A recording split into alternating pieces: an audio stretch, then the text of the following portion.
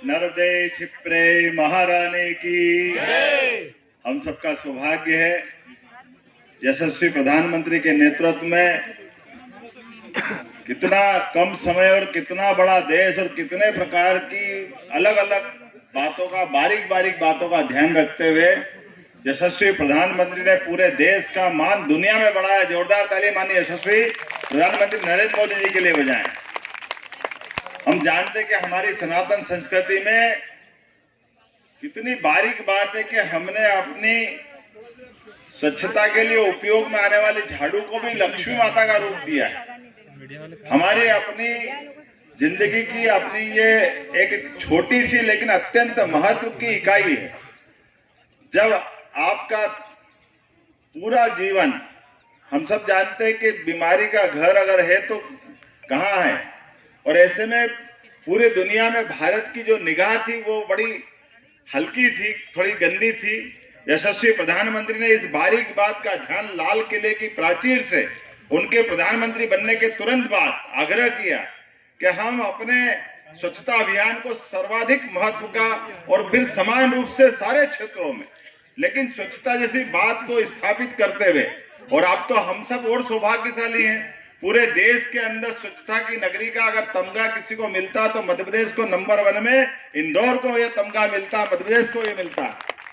हमारी अपनी 1 बार 2 बार 3 बार लगा अटल अनुभूति पार्क, आप सबको भी बधाई। यहाँ के अपने रोज घूमने वाले पूरे सुबह से लेकर के ये जो उद्यान बना है, मैं विकास प्राधिकरण के माध्यम से, हमारे पूर्व अध्यक्ष जगदीश अग्रवाल जी भी यहाँ मौजूद है, पूरा मंच, माननीय अनिल जैन कालूहड़ा जी हमारे पहला ही आपने ऐसा झटका दिया कि 8 घंटे तक मेरी बाद में जो आपने स्वागत सत्कार किया था, मैं आपका हृदय से आभारी भी हूँ। और हम सबका लिए ये जो जवाबदारी है, मूलतः मैं मुख्य सेवक के नाते से ही इस बात को समझता हूँ। और यशस्वी प्रधानमंत्री की निगाह में भी हमारा अपना प्रत्येक प्रदेश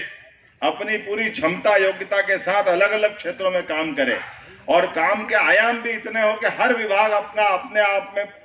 जो अच्छे से अच्छा हो सकता है वो करने का प्रयास करे। इसलिए आज दिन में मैंने प्रदेश के कुछ मसलों के बैठ करके वहां से लौटा हूं, और आज यहाँ उज्जैन के विकास की बात करने के बाद, क्योंकि हमारे अपने विकास के कार्यों के लिए ही भारतीय जनता पार्टी जानी जाती है, और मुझे इस बात की प्रसन्नता है कि विकास के मामले में मेरी अपनी भी और माननीय शिवराज सिंह जी चौहान और सभी लोगों की भावना है कि विकास के मामले रुकना नहीं चाहिए। किसी प्रकार की कोई डेवलपमेंट के अलावा जनहितैषी योजना भी नहीं रुकेगी। और हम सब जानते हैं कि आने वाले समय में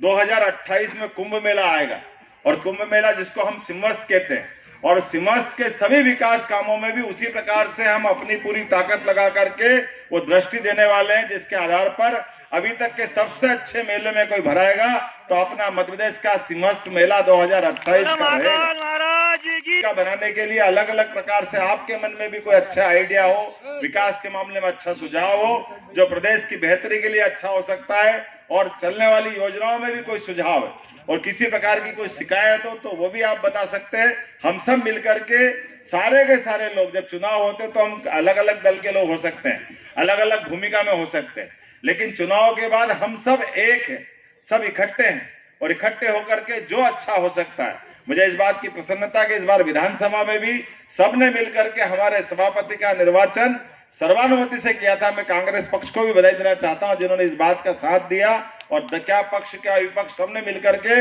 सदन भी चलवाया, और सदन चलने के साथ से लगा करके जो मूल भाव है कि विकास के मामले में हम एक दूसरे का साथ लेकर आगे बढ़ते हुए और नए नए कीर्तिमान बनाएं। मेरी अपनी ओर से एक बार फिर नगर निगम उज्जैन को बधाई, बहुत बहुत धन्यवाद।